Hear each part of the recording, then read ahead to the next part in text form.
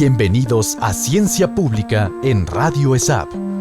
Este es un espacio para la difusión y divulgación de los resultados de investigación y su impacto en la sociedad. Análisis, entrevistas, convocatorias y publicaciones científicas desde la administración pública.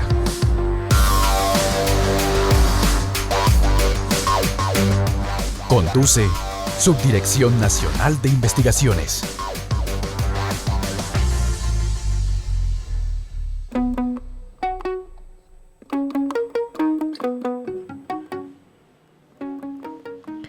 Muy buenos días, estimados oyentes. Este programa de Ciencia Pública. Nos encontramos hoy para dialogar sobre un tema muy interesante y es fronteras y administración pública, que así se denominó uno de nuestros eventos últimos de encuentro con los investigadores e investigadoras del país. Es un tema que ha generado bastante controversia, interés, por las mismas situaciones en que está viviendo el país, especialmente en sus zonas fronterizas. Entonces, pues bienvenidos, los va a acompañar en este momento Yolanda Gaitán y también Santiago Cortés en la parte técnica. Y nos hemos invitado para este diálogo al profesor de la ESAP del norte de Santander, exactamente él está en Cúcuta, al profesor Mario Zambrano. Entonces, pues, sin mayor preámbulo, damos inicio al programa. El propósito del encuentro es facilitar este espacio de diálogo, de poder conversar sobre cuestiones fronterizas globales con el fin de construir esas posibilidades que tenemos para solucionar los diferentes problemas que se presentan, básicamente que son un objeto de estudio bien interesante para la escuela. Entonces le damos la bienvenida a nuestro profesor Mario Jesús Zambrano Miranda. Él es licenciado en Ciencias Sociales, economista, especialista en gestión pública y magíster en Gobierno y Política Pública, que nos comparte sus reflexiones sobre el conocimiento que él adquirió durante este encuentro y especialmente porque fue el profesor que muy valientemente se lanzó y nos ayudó con el desarrollo de las conclusiones y de la memoria del encuentro. Bienvenido, profesor. Buenos días, Yolanda, Santiago, a todos los que nos escuchan, a la Escuela Superior de Administración Pública por este espacio tan importante de divulgación y en últimas promover unos espacios de reflexión científica, sobre todo en territorios tan desafiantes y complejos como viene siendo la frontera, ¿no? Y creo que ese es un punto importante y un valor agregado que la escuela está generando no solamente a nivel nacional, sino también a nivel internacional. Y como afirmábamos ese día, en este encuentro de investigación es la verdadera universidad nacional del país, dada su cobertura y dado los desafíos a los que enfrenta desde el punto de vista de la investigación. Muy bien, sí, profesor, precisamente ya que usted está allí en Cúcuta con algo de calorcita, mientras que por acá el clima no es tan benévolo como en esas zonas. Entrando en materia, pues nosotros tuvimos la posibilidad de escuchar más o menos 8 conferencistas, pero hay un tema interesante que empezó a desarrollar un invitado internacional, básicamente un investigador de Argentina, el profesor Horacio Rodolfo Bassano, quien empezó a hablarnos sobre inteligencia territorial y administración pública. Ese es un componente muy importante cuando uno trata el tema de las fronteras. Interesante porque nos refirió de nuevo a Fassborda, ¿no? Como su metodología fundamental muy reconocida en toda América. Profesor, ¿y cuál fue el mensaje que le quedó a usted muy claro y que hoy podemos compartir con nuestros oyentes sobre esa brillante exposición del doctor Bassano sobre inteligencia territorial? El doctor Bassano hizo una exposición muy interesante, especialmente por ese, digamos, espíritu de Orlando Falsborda, también mencionado de Paulo Freire, que tiene que ver con la pedagogía crítica y con la teoría de la acción comunicativa y el papel que juegan los saberes de las comunidades para la construcción de su desarrollo. Entonces, aquí plantea una categoría importante como es el concepto de inteligencia territorial, que primero que todo tiene un componente multidisciplinario, ¿sí?, que busca desarrollar los territorios de manera sustentable mediante la colaboración y la participación de los actores.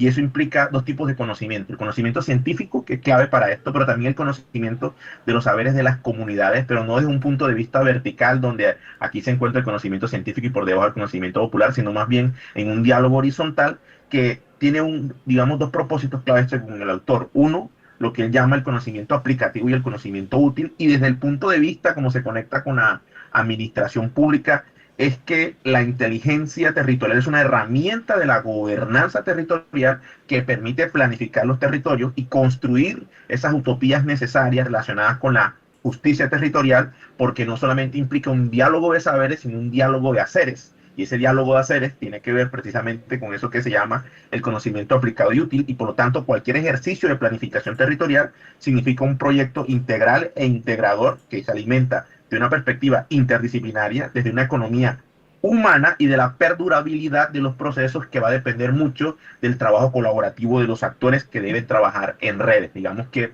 es como una síntesis general de ese aporte que me parece importante, y más para un territorio de frontera, donde no solamente está la frontera como un espacio que limita, sino como un espacio de integración, no solamente fronterizo, sino transfronterizo.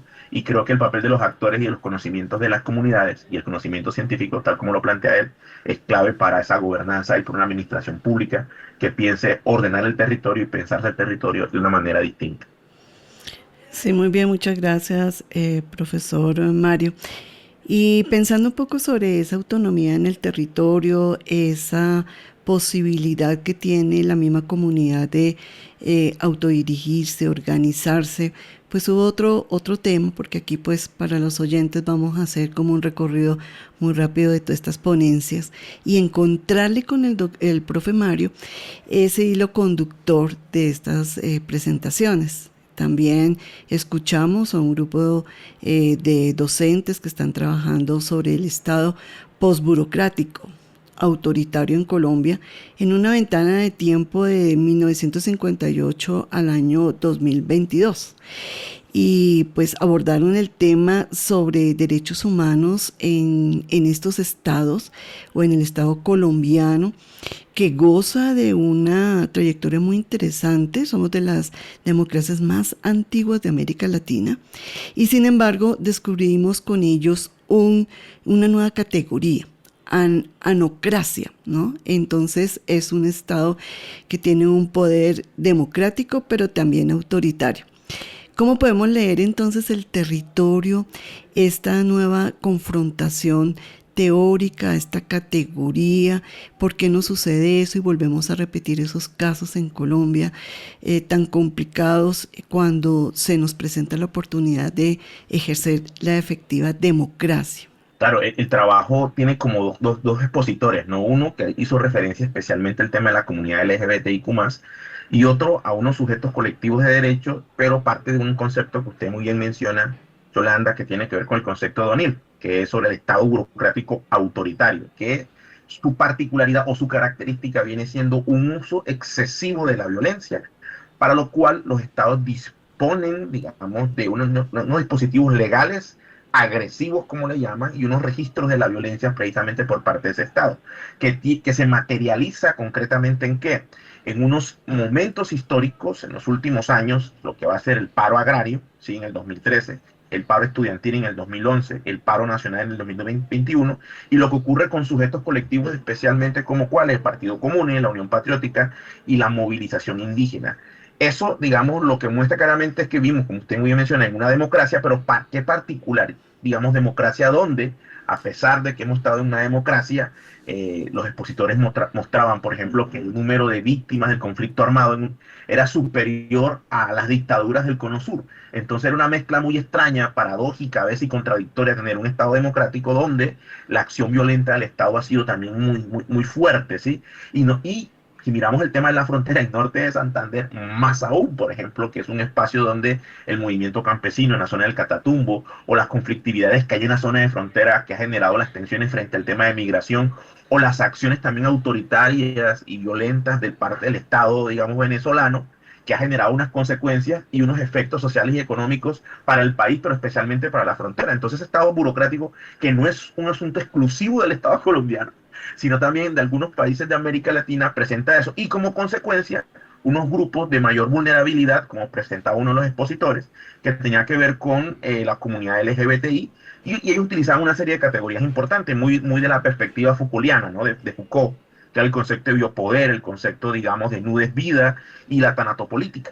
¿sí? Que en últimas estas categorías permitían ver cómo ese Estado no solamente ejercía un poder violento desde su capacidad represiva estatal, militar, policía, sino también desde el control de los cuerpos de la gente y la estigmatización y marginalización de grupos, y eso hace que este Estado colombiano sea muy particular. Y que hay un punto importante que ellos mencionan, que aunque no le llamarían así de esa manera, podría ser como un concepto que maneja algún autor que habla de las legitimidades diferenciadas, o sea, de la forma como el Estado está en los territorios de manera distinta y cómo no podríamos entender cada una de estas dinámicas de los grupos que acabo de mencionar, que a nivel territorial, por ejemplo, una cosa podría ser la comunidad LGBTI, el movimiento indígena, aún el Partido Comunes, en zonas como Norte de Santander, que en zonas, por ejemplo, del altiplano cundiboyacense, o de la costa atlántica, o de los llanos orientales. Entonces yo creo que en eso es importante la escuela, porque esa mirada, ese zoom territorial permite reconocer las diferencias, pero con los elementos comunes. Un Estado que puede ser autoritario, excesivamente autoritario, pero también un Estado que no aparece muchas veces para mediar,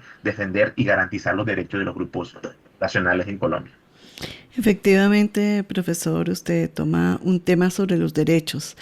Y dijéramos desde el primer momento del evento que estuvo este profesor Horacio Rodolfo, venido desde Argentina, y las situaciones son muy similares, ¿no? Efectivamente en América Latina y su comportamiento que tiene desde los gobiernos y especialmente la responsabilidad de la administración pública. Algo que me llamó mucho la atención es cómo repetidamente se está hablando sobre ese Estado de derechos y de derechos como territorio como sujeto de derechos, decía uno de los expositores. Entonces venimos de una inteligencia territorial que le da una responsabilidad a la administración pública. Hablamos de todas estas situaciones que se nos han presentado en el país y especialmente, como usted acaba de notar, en las fronteras. Pero todo esto en esa teoría, ¿cómo podemos interpretar entonces qué se vive en Colombia desde los territorios como sujetos de derecho? ¿A qué se refiere esto de acuerdo a su teoría y también a su experticia, profesor? ¿Cómo podemos nosotros trascender en que efectivamente se viva esos territorios como sujetos de derecho? Territorio es una muy buena pregunta. Yo creo que viene desde hace rato esa ola, digamos, muy marcada por llamarlo así, perspectivas progresistas. Creo que cuando en el gobierno ecuatoriano, hace muchos años, una de las cosas creo que quedó consagrada en la Constitución es considerar la naturaleza como un sujeto de derecho. Sí, entonces ahí los territorios, pero habría que definir qué son los territorios, ¿no? Entonces tenemos una perspectiva de los territorios, en un país como Colombia, primero, diverso, heterogéneo, con una diversidad cultural, étnica, geográfica, climática, ¿sí? Que hacen parte de ese concepto de territorio como contenedor, dice por allá Sergio Bossier, ¿no? Pero podemos también decir que el territorio, además de ese espacio físico, digamos, ecosistémico, también hay un conjunto de instituciones y grupos humanos que interactúan entre sí, ¿sí? Reafirmando su identidad, pero también estableciendo relaciones de poder desigual en esos territorios, donde hay unos actores que deben dialogar, ¿sí? No solamente en la reafirmación de esa identidad, sino en las relaciones de poder, o sea, mediadas por la política, y entender esos territorios tienden a ser diversos. Yo creo que eso debe ser un elemento importante para entender ese concepto de, digamos, del territorio como un sujeto de derecho. Y sujeto de derecho porque ahí también aparece la vida, no solamente la vida humana, sino la responsabilidad que tienen los humanos con el medio ambiente, con su sostenibilidad y el papel que la administración pública tiene que jugar ahí desde el proceso, por ejemplo, de cómo se ordena el territorio, para qué se ordena el territorio y sobre todo una pregunta que viene siendo importante también en esta lógica, para quiénes se ordena el territorio. Y por eso ya aparecen unos conceptos que son clave.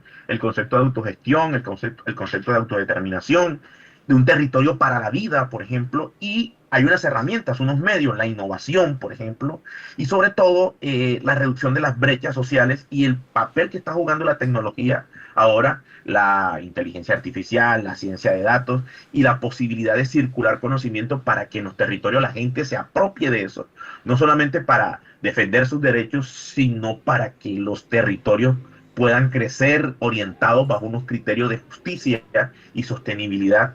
Y ahora, mucho más ahora que estamos hablando, por ejemplo, de transición energética y en territorios como el colombiano, donde es necesario, ¿sí? Sobre todo pensando a largo plazo, hacer esa transición y esa transición justa en los territorios, no simplemente para abandonar una actividad extractiva, sino bueno, ¿y ahora qué podemos hacer? Y eso exige mucha inteligencia territorial. Inteligencia territorial significa en pocas palabras también el trabajo colectivo, o sea, llama a la inteligencia colectiva y al capital social, o sea, al trabajo en confianza, el trabajo en conjunto del territorio. Y yo creo que ese es como el reto más importante, que tenemos en el país para poder que el Estado garantice a esos territorios como sujetos de derecho, garantice esos derechos, y es desarrollar el capital social, o sea, la confianza necesaria, la posibilidad en términos prospectivos de construir una agenda de largo plazo donde todos quepamos y que podamos mediar nuestras diferencias, porque es indiscutible que en un territorio y en los territorios existirán diferencias, porque los intereses son distintos. Voy a poner solamente un ejemplo: un territorio como el de norte de Santander. Si uno se va a la zona del Catatumbo, donde están los municipios del PEDET, tenemos organizaciones campesinas, tenemos organizaciones indígenas, tenemos unas propuestas de, digamos, de monocultivos como la palma, y tienen concepciones del territorio distintos, intereses que son distintos, conflictivos, muchas veces antagónicos, pero también hay grupos al margen de la ley, pero también hay propuestas de agricultura, digamos, basada en la vida, pero también tenemos otra agricultura que le apuesta a otras cosas. Entonces los territorios no dejan de ser escenarios conflictivos, pero aquí la inteligencia territorial, la justicia territorial, lo que nos convoca es cómo carajos podemos hacer en medio de esa diferencia mecanismos que podamos convivir todos, vivir todos y hacer que los territorios sean fuente de vida y sostenibilidad para un país diverso y heterogéneo como el nuestro. Sí, profesor, esos son unos retos supremamente gigantes, pero regresando como a la realidad, ¿no es cierto? Porque siempre la teoría pues tiene esa otra fase, y cómo lo hago, cómo bajo ese sueño que muy bien lo está promocionando la ESAP, de llegar a esos territorios con ese rostro más humano. Y me parece muy interesante en este punto que pudiéramos dialogar sobre esa experiencia tan interesante que nos socializaron los investigadores de Santander, especialmente en Bucaramanga. Cuando ellos dicen, estuvimos haciendo una investigación sobre la seguridad, este problema que tiene también las ciudades en su propio orden. Usted anotaba hace un momento pues esa violencia en lo rural, pero en la ciudad también se vive a su manera. Y estos investigadores nos dicen, llegamos y encontramos una propuesta de mano dura. ¿Cómo llegaron los investigadores de la SAP al municipio de Bucaramanga y le dijeron al alcalde, denos ese espacio, queremos colaborar, queremos ayudar, y convirtieron esa mano dura en un modelo básicamente de seguridad humana? ¿Cómo se logra eso, profe? ¿Cómo se llega realmente a tocar esas realidades de la administración y darle todo ese vuelco prácticamente a una política con la cual subió el señor alcalde a hacer pues su gestión administrativa en esta ciudad, y lo convierten con un rostro humano de la mano propiamente de la SAP? ¿Cómo se logra eso, profesor?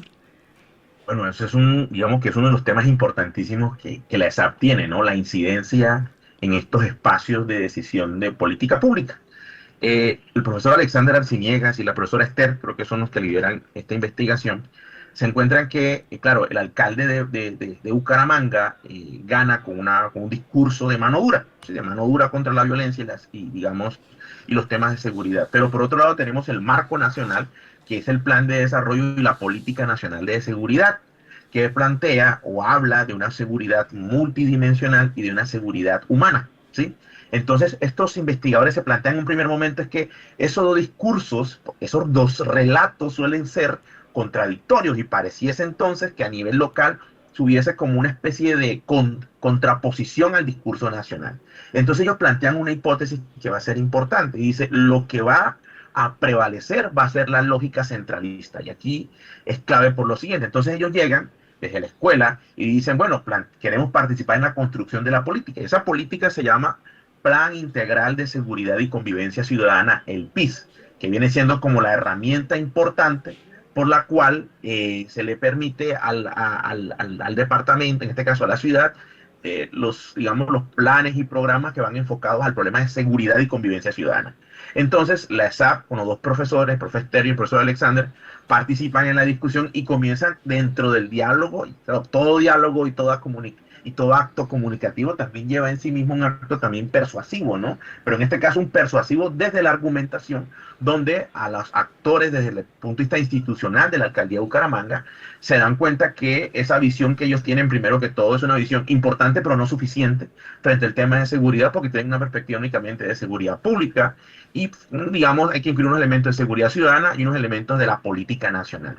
Y los autores, en este caso los profesores, ya les permiten participar cuando son escuchados, cuando dan la claridad conceptual, no solamente sobre lo que es la política de seguridad a nivel nacional, digamos, desde lo que se llama como la seguridad multidimensional y la seguridad humana, sino que comienzan a formar a estos funcionarios públicos, por llamarlo así de esa manera, en los enfoques que debe tener la política, en este caso el PIS, unos enfoques de género, unos enfoques interseccionales. ¿Por qué? Porque los profes identifican, no es un tema exclusivo de Bucaramanga, que muchas de las ciudades en Colombia, y a nivel departamental, de gobernaciones, quienes están a cargo de la cartera de seguridad, son militares, digamos, o policías, o personas que han participado y tienen una perspectiva importante, necesaria, pero no suficiente, ¿sí? Entonces, pero este grupo de personas se abren a la discusión y comienza a entender y a incorporar, más que entender, incorporar también los enfoques de género, los enfoques, digamos, de lo que es, digamos, interseccional, el enfoque de género, el enfoque de derechos, y eso hace parte de la política. Ahí se dan cuenta de esa importancia y sobre todo un elemento que va a ser central, que lo identifican los profesores. Hay un fondo que es el Fonsecon, ¿sí? Que es fundamental porque muchos de esos recursos que van a ser utilizados para financiar muchos de esos programas y proyectos va a depender de los recursos a nivel nacional. Entonces, por un lado, la capacidad persuasiva y, digamos, de formar y plantar esos espacios de discusión y reflexión sobre lo que es la seguridad y sus enfoques en términos de política pública, pero por otro lado también la claridad de cuáles van a ser los recursos para poder financiar eso, hace que sea necesario no solamente el diálogo de la política pública municipal y nacional, sino entender que sin esos enfoques, pues va a quedar muy limitada la política a nivel, digamos, municipal, y creo que eso es, por llamarlo así, un buen triunfo de la escuela, por medio de su recurso humano, en este caso los profesores, para incorporar esto, ¿sí? Muy bien, profesor, muchísimas gracias. Ya llegamos, pues, lamentablemente al final de nuestro programa, pero recordarle a nuestros oyentes que pueden ver los resultados, las exposiciones, los comentarios sobre estos temas en nuestro canal de YouTube.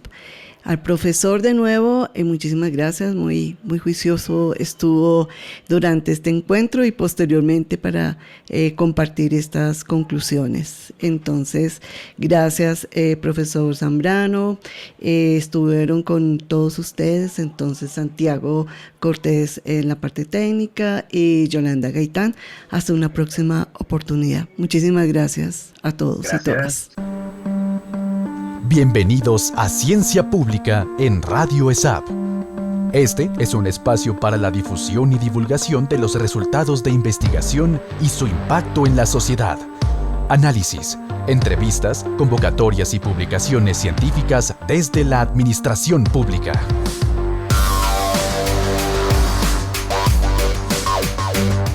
Conduce Subdirección Nacional de Investigaciones.